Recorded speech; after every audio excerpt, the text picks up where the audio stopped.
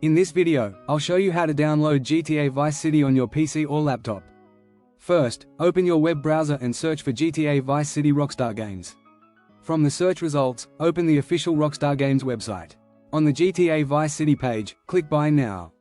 You'll be redirected to the Grand Theft Auto, the Trilogy, the Definitive Edition page.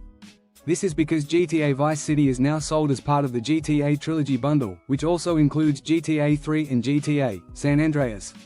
Next, select PC as your platform, then click Buy Now. Sign into your Rockstar Games account, or create one if you don't already have one. Complete the purchase by following the on-screen instructions. Once the purchase is complete, download and install the Rockstar Games launcher if it's not already installed.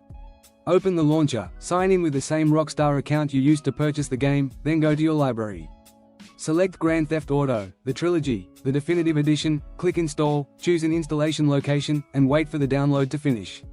After the installation is complete, launch the game from the Rockstar Games launcher and select GTA Vice City to start playing.